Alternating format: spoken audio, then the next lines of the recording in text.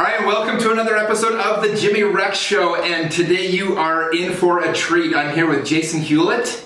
He is an entertainer, a comedian, a public speaker, and a good friend of mine. And Jason, it is a pleasure to have you here, man. It's wonderful to be here. Thanks for having me. Hi, everybody. You don't know me yet, but you will, because he is an impressionist above everything else, is a lot of his routine. And I remember when we met, it was probably about 12, 13 years ago, we were down at Johnny B's in Provo, and I had been doing some stand-up comedy. I was doing a lot of opening and things like that.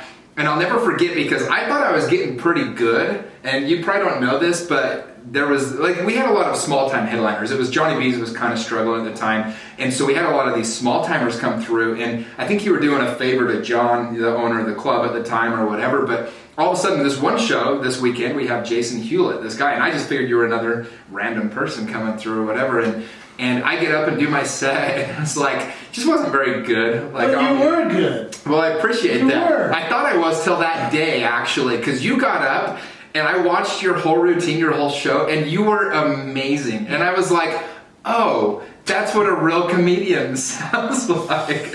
It was a very humbling experience for me. So, well, that's nice. But, just for reference, I was told after doing that show there, and then doing the Wise Guys with Keith Stubbs, I was told don't go back to comedy clubs.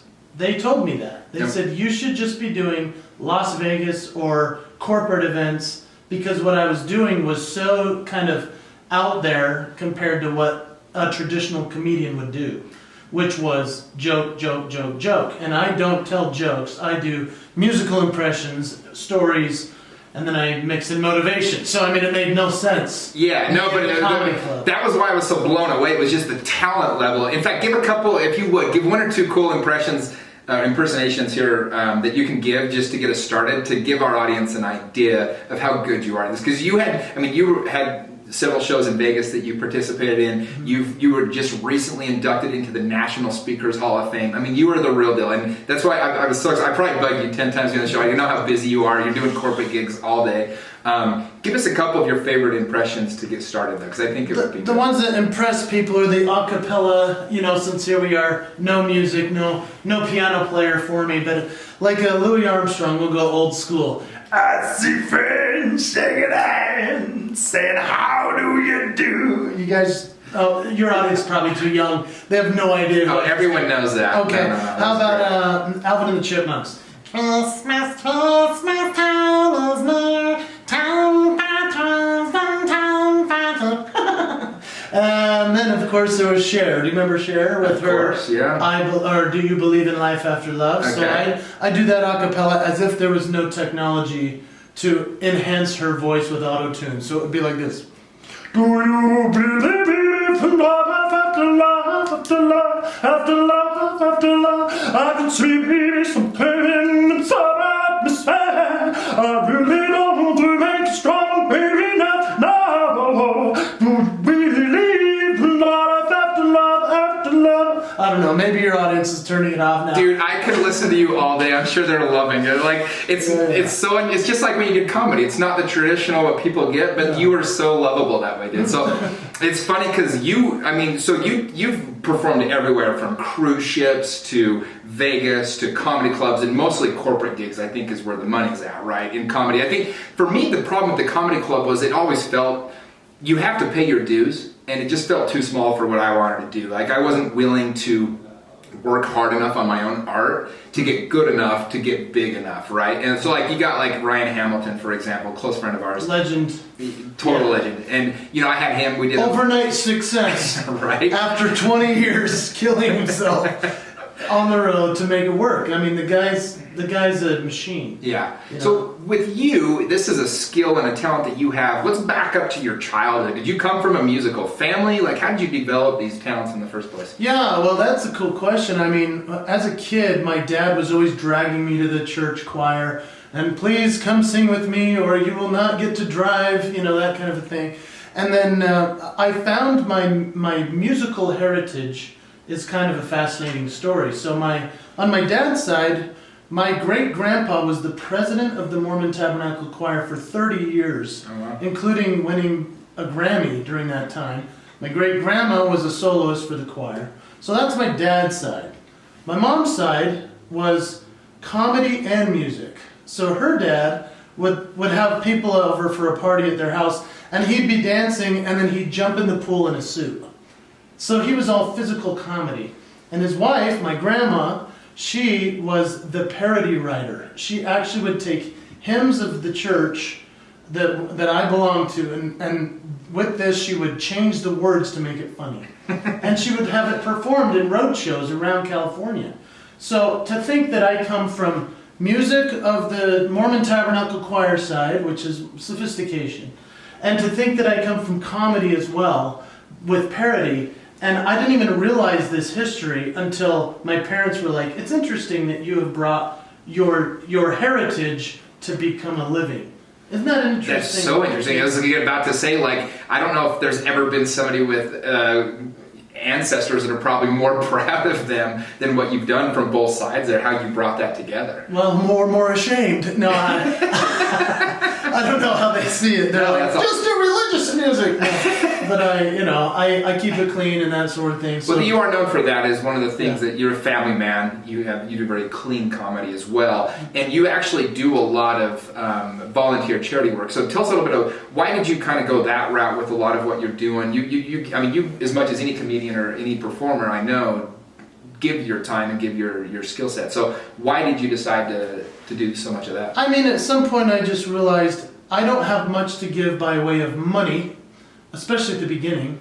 So what can I donate or give generously as a philanthropist to help those that can't have me come and perform? And I used to do free, paid. Free, paid. And it was really, some of it was selfish. I needed stage time. I needed the opportunity. I need to get in front of people. But at the same time, it was like I'm giving. And eventually, the more we give, the more we get. The light we shine, the light we receive. We know these principles work. And so I used to do paid gig and then free gig. Paid gig, free gig. So for every paid, I'd do a free. I can't keep that schedule anymore. I'm too busy with the paid. And so now I say I'm going to go do a day of free charity. And then it's a day where I go around and I speak to youth, or I speak to teachers or counselors or people that would never be able to afford it, the military. And that's just been a very simple way for me to continue to give back. And so how much do you change your audience when you're performing for these like big companies and things like that? I know one time I called you to see if we could get together on something, and somebody had flown you to England or Scotland or something to perform at his birthday. This is like, I was like, that's when I was like, wow, that's kind of cool. That was pretty awesome. But how much do you change your gig between those big paid gigs versus, the free ones that you're doing? I mean, I'm giving 100% at each one. Yeah. As if every audience makes such a difference to my sustenance and to my ability to continue to be able to make a living. So whether it's a freebie where it's 5 to 50 or 5,000 kids, doesn't matter. I'm going to give them 100%, just like I would for somebody paying me, astronomical amounts of money flying me in a private jet. Right. But I'm going to give the same to both. And I think that's kind of where I've been considered to be set apart a little bit. Have you ever, because we used to, even the first couple times I saw you, those were not big audiences, right? I mean, you're lucky if you have 50 people in the audience, and you got to do it 4 times in a weekend. You got the 7:30 show, the 10 o'clock show, Friday and Saturday night. Yeah. But have you ever had because you're not doing as much, well, you do a lot of comedy, but it's not like punchline joke. Yeah. Your ability to relate to the audience is much higher than a comedian who might bomb a lot more often. Have you ever had a show where you just completely bombed out? Oh, sure, yeah, last week. Thanks for bringing it up. Tell us a little bit about one of your worst shows and experience you had. It was literally last week. I was in Virginia, and this client paid me pretty much my full fee, which is a lot now. Mm-hmm. And they asked me to come in and speak to 55 IT and these very guys, serious tough people. Audience, yeah, and a couple sales guys that weren't interested in being there either. And this was in the morning at 9 a.m. and they rented out a shop, at the top of like an office building, and it was just me and these 50 plus guys. And that's not a good audience. That's like literally the worst setup ever for entertainment. For comedy. Yeah. Because, it's bright outside and it's coming in and they're all antsy, they're tired. Comedy normally does not work that early, especially with this room with office lights on their eyes. And so that was a horrible experience. But I still gave them a great message that they can apply. And I tried to make them laugh. It wasn't working. I did some music. None of it worked. I just kept pulling from my bag because I really have all these arrows in my quiver that I'm just like, nope. Okay.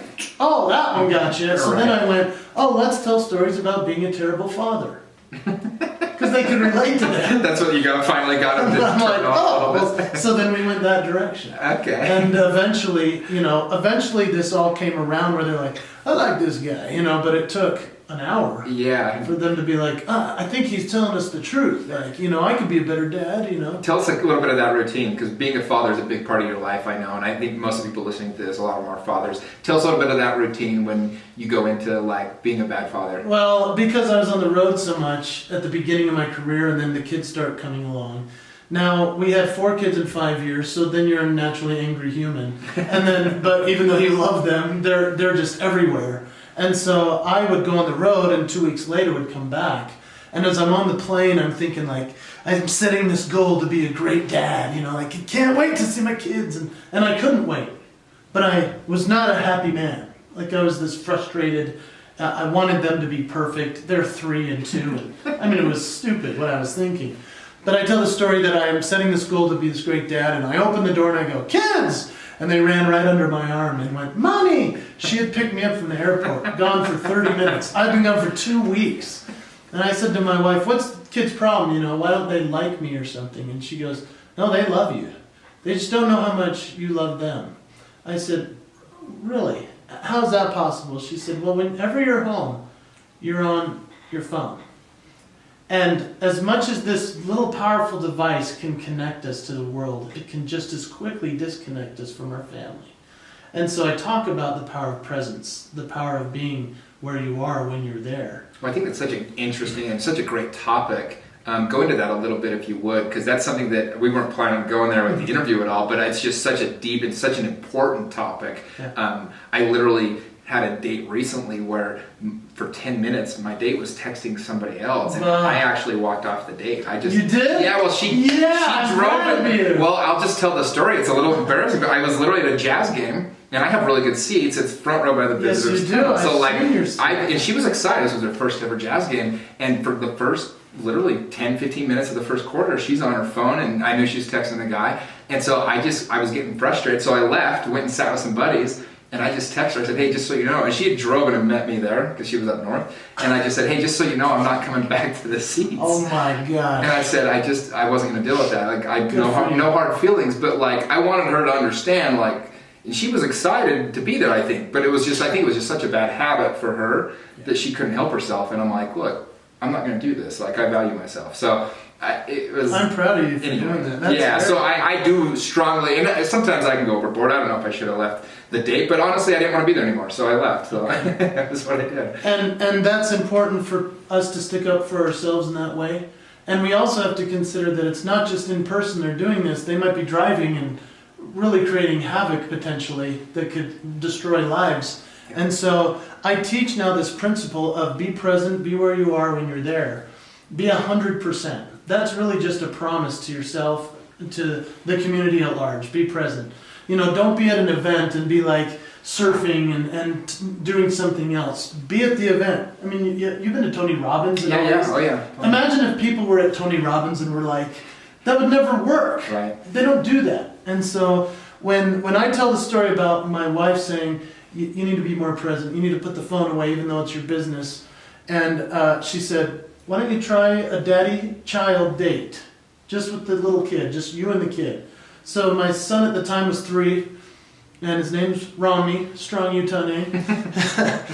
Actually, on my dad's side, that's where the name comes from. And so we're going on a father-son date, little health food at McDonald's. We're driving on our way, and I look in the rearview mirror, and he's just like, he's just smiling as proud as could be, and I go, why are you so happy, buddy? And he goes, I like it when you're nice, Daddy, not mean, Daddy. He thinks I'm a mean dad. And I'm like, what am I mean? And he goes, just not right now. He said that. And I go, oh man. So we pull into McDonald's, go to the play place. I go, hey, you want to play up there on the... And he's, yeah. So I go, let's take a selfie. So we take a selfie. And he goes running up the stairs and up the slide. And he's like, Daddy. And I go, hey. And he goes zip down this. And then he goes back up. And he's, Daddy. And I'm like, ah. He goes zip. And he's like, Daddy. And I'm like, I've had enough. Like, I didn't say that. But I slowly pulled my phone out. And after that 8th time down the slide, you thought you were covered. I know, and I was like, I went to an easier place, which was not where I was. So I went to my favorite app, which was Facebook, and I'm scrolling through looking at what people had been eating and where they had been, and I'm like, oh, this is great. And then I start posting this thing saying, the picture with my son. I'm on a daddy-son date at McDonald's. We're having a great time. And then I realized what a hypocrite I was. And I was like, what am I doing? And I pressed down on the app and I deleted it. Because that was my favorite app. That was where I always went instead of being present with my kids. When I was home saying I was working. And so I deleted that app. I put the phone in my pocket. I knelt down and he came down the slide and he saw that I was now there. He goes, can we play? And I go, let's play. Like, our kids teach us a lot. And I'm grateful that I had a wife that pointed out to me, you are not present. And I have been repenting for years trying to get there to that place where I'm like, instead of setting a goal to be a better dad, I'm going to make a promise to be the kind of dad that any kid would want to have. So that's why I talk about goals versus promises. I say, why set a goal when you can make a promise? If you miss a goal, you just reset a new one.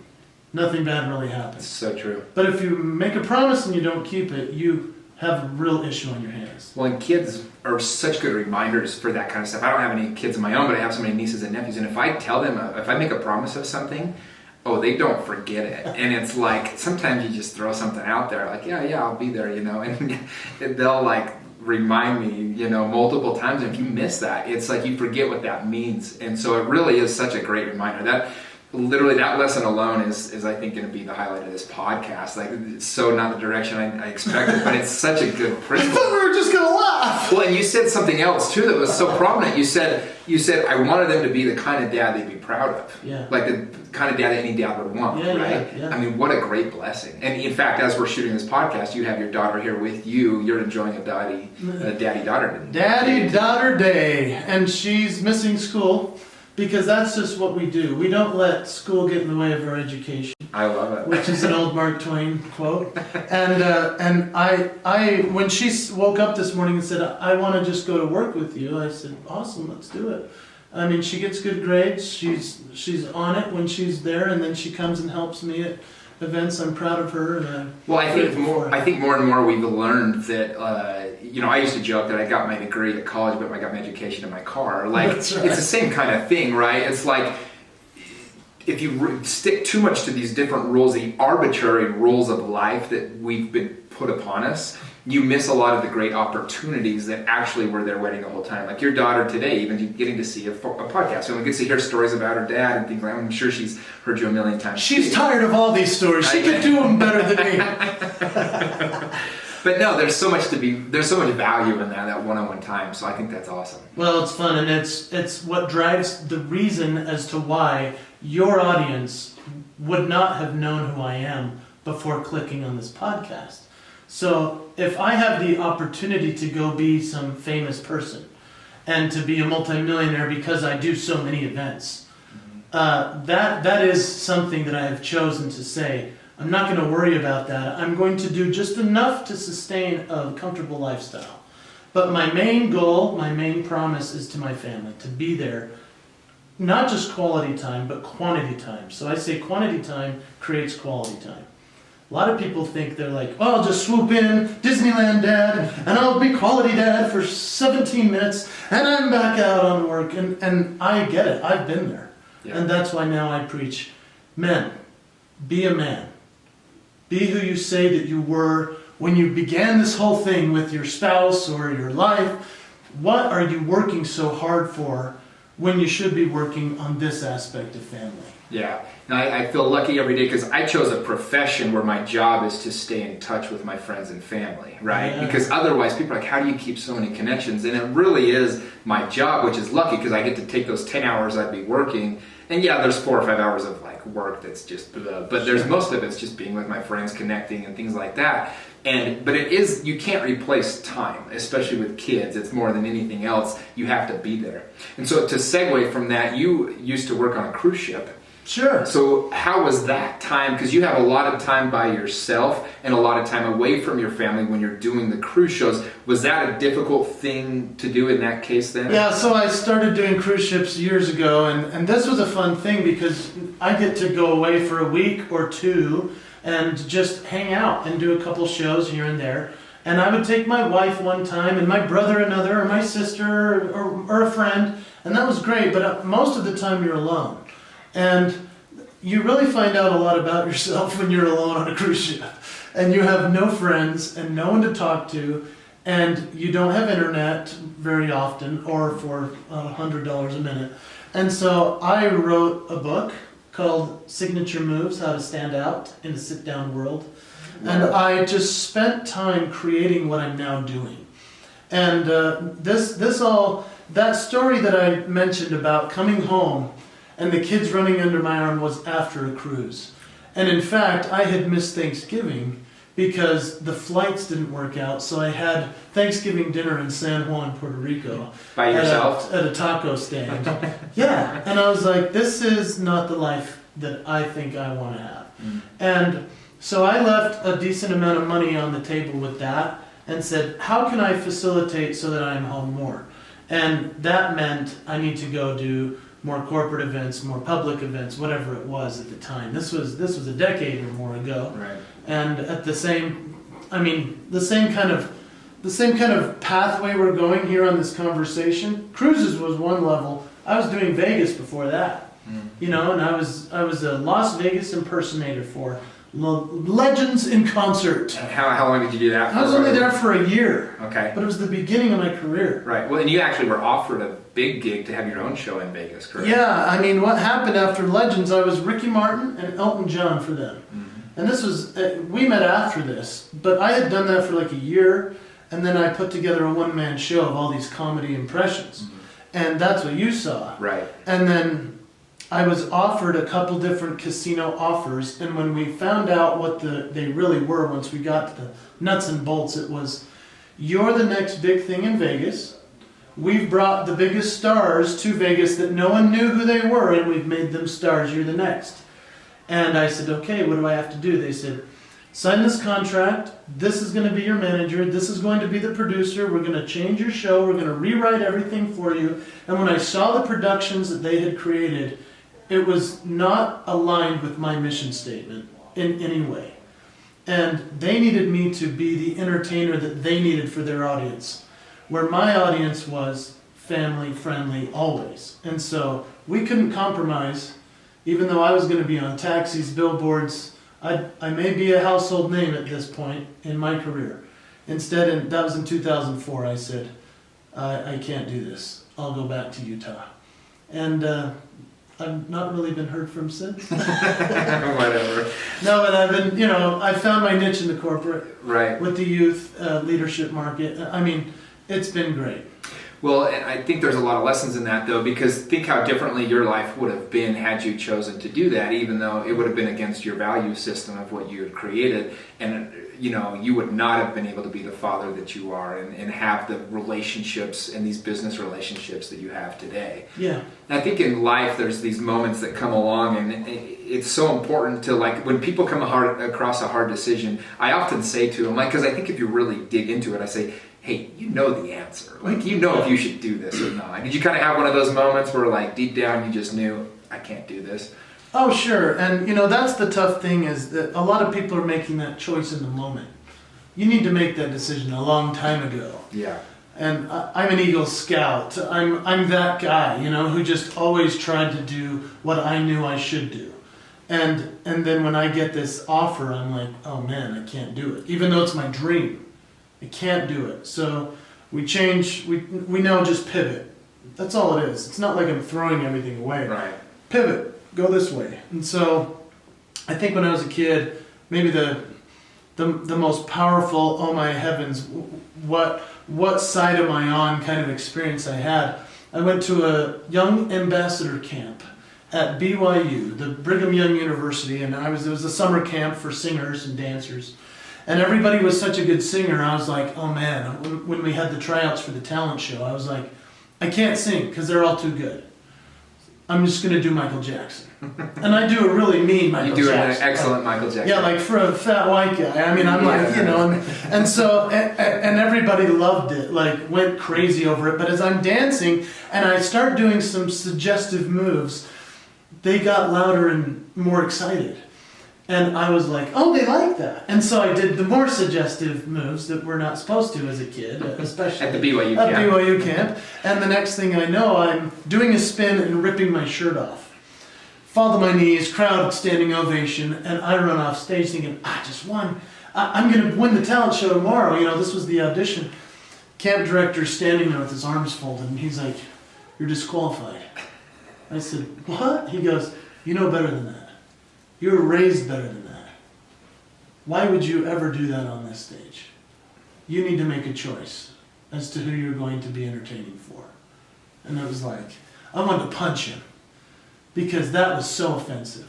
I mean, it was good what I just did. Yeah, you killed it, standing up. But he was right. And when I realized that he was right, I had to make that choice to say, am I going to go this direction and do whatever they want? Or am I going to go the direction that I know I should? So that I'm always true to myself, I'm always true to my mission.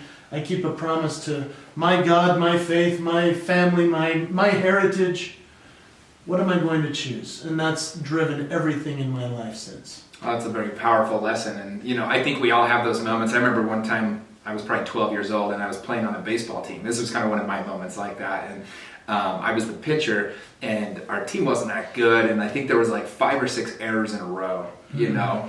And I was yelling at the team as I was pitching, you know, I was that kid. And after the game, I played really good. Like I was the one kid that had played really well. And so I was feeling pretty good, but even though we lost or whatever. And my coach pulled me aside and he said, hey, and he just gave me this lesson. I never forget it. And I can't remember his name, but he was my 12-year-old coach for the A's. If you're out there, thank you. But, and he just, you know, he looked at me and said, look, he said, you are the leader on this team, but everybody hates you.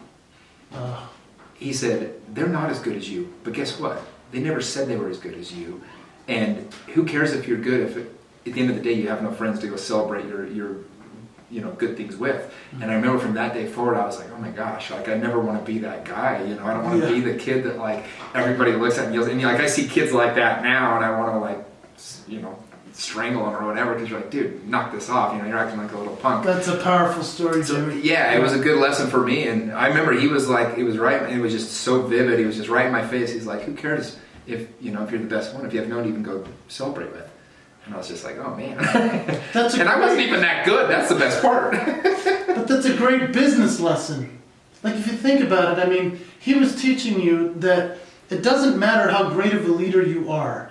Leaders are relationships. Business is relationships. Everything comes down to the way you treat people, the way you engage with them. That's how they're going to either be a raving fan of yours or walk away forever. And that's why you've had such a successful career so far.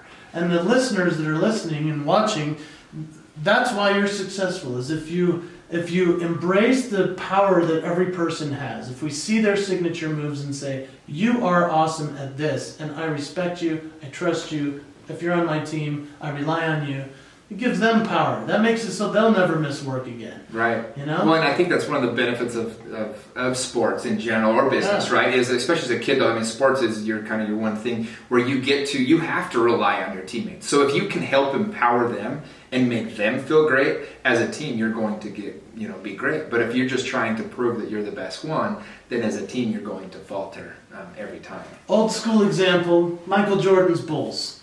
I mean, if we grew up in Utah, your Michael Jordan ruined your childhood. He did a little bit. Because he beat I remember us, kicking my car and denting it after the second. He beat us 2 years in a row in the finals. Now, do you remember when he's dribbling up the court, they only have to score 1 basket. He's dribbling up the court. He's the greatest player of all time already. And all they need is one basket to win it. He's dribbling up the court. Who do they think is going to shoot? Jordan. Jordan, the greatest player of all time. So everyone collapses on him. What did he do? Do you remember? He passes it to the free throw line. To who? Do you remember? Was it Kerr? Steve Kerr. Okay, I'm trying to block these memories, Jason, but whatever. You want to bring up some more. 93% free throw shooter. Mm-hmm. He trusted that teammate so much for his specialty, what he was great at. Steve Kerr swishes the shot. They win the championship, ruin our childhood. But what a great leadership lesson to think that the greatest player, the people out there watching that are like, I'm the Michael Jordan of my team. Well, if you are the Michael Jordan, you don't need to take every shot. Yeah. Trust your teammates. Whether you have Steve Kerr, the specialist, or Horace Grant, the defense guy, or Dennis Rodman, crazy guy, just let him do his thing. Well, Gotta trust each other. I think what changed along those same lines, what changed my business life for me is I used to think I had to do everything. In real estate, people want to work with you. It's your name on the sign. It's like they think Jimmy Rex is the guy that I'm going to be working with. And in 2012, I was going to Arizona State, and I had a year to prepare. I had 9 months. I was going to be going to get my master's down there, and I was physically going to be in Arizona. And so for a year, I had to set my team up in such a way that I could function from Arizona. Because I had a very successful thing going. I didn't want to just give it up to go to school. And so I spent a year training them and empowering them with everything that I had to learn, everything I knew how to do. I had to set that up. And so I went away for a year, and we had our best year ever without me here. And it really humbled me in a way because it was like, oh, you're not as cool as you think. But at the same time, my business, and it's like people see now, I travel all the time, I go do all these cool things. I'm working all the time when I'm traveling, but I've learned how to do it remotely because I entrusted my team to do those things, and they do those things much better than I do. Like, you're a lot better off if you're buying a house with me. Like, you're a lot better off if Dale or Tyler, one of my other buyer's agents, is showing you the home. They're like just better at it. Like, I'm always anxious and trying to speed through to get to the next thing. Chris, who does all the admin work, he doesn't miss a thing. He knows more than my broker about the law. Like, that dude is on the ball, and because of that, I don't ever have to worry about it. It allows me to go do these things, network, build us to a bigger business, and so it allowed me to do even things like this right now. Good for you. But that was the lesson that I had to learn that, and until then, I just wanted to do everything. I was like, you're afraid to let anything go. Yeah, I'm mad. Yeah, so. Well, good for you. That's why you're successful, and you've built a powerful team. Right. And you don't consider them just your team. They're not just co-workers or whatever. No. You consider them a part of your family. Like, you're going to stick up for them. You're going to see what's great about them. You're going to help them get what they want in life, too. Yeah, like, I'm fine if somebody's mean to me, but you're mean to my team, like the people I work with, we're going to have issues, So we'll pivot one more time on that. So you do a lot of corporate gigs now. Mm-hmm. Tell us a little bit about what's the difference between doing these big corporate gigs, because you've performed for some of the biggest companies in the world. Tell us a few of the companies you perform for, and then how do you approach that? Like, is that nerve-wracking to be in front of like some of these huge companies, and how is that show different from performing for kids or whatever else? Yeah, so performing for the biggest companies in the world is not a big deal, because the bigger the audience, the more fun it is. The tough one are the small crowds. So just as a thought. But when we talk about some of the companies performing for would be Walmart, American Express, Delta Airlines. These are huge events, but they're not intimidating because there's so many people there, and it's just fun. Some of the special events are for the billionaires, for the private party, where they fly you somewhere neat, and there's only 100 people there, and they're all dressed in white because it's a tennis party, and you're performing on a billionaire's lawn in Palm Springs. Oh, that's quite intimidating. There's Andre Agassi in the front row because he's their tennis coach, of course. And so there are events like that as well, which are really fascinating. But my preference right now would be obviously to be doing the speaking portion of everything. So as a speaker, I integrate music, comedy, stories, impressions, but something that's underlying and overlying is this promise message about how we make or break or keep promises to each other. And tell us a little bit more about that. Like, what is the message of the promise? Because those principles are really what I think, what I've been loved from hearing from you. So what do you teach these about the promises to the company? I just say that a promise is the highest level of engagement we commit to in any experience. So if I'm saying, hey, I'm going to set a goal, like we've talked earlier, then I say, hey, well, let's just make a promise and then you will do it. Because I don't care about your goals as your customer. I care about the promises you've made to me.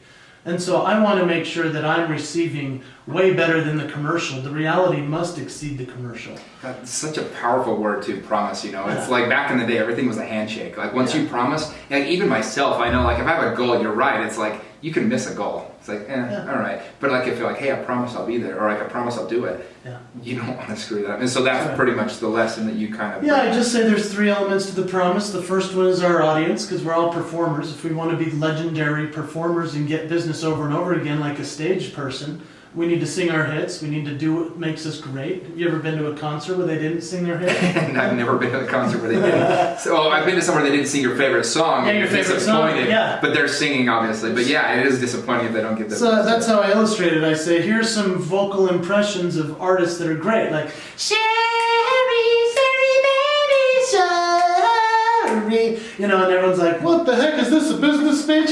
And then I'm like, you can feel it all over, yeah. And then I'm like, hey, what if you went to a Michael Jackson show way back in the 80s or 90s and he didn't do his one signature move, the moonwalk? Right. You'd be disappointed.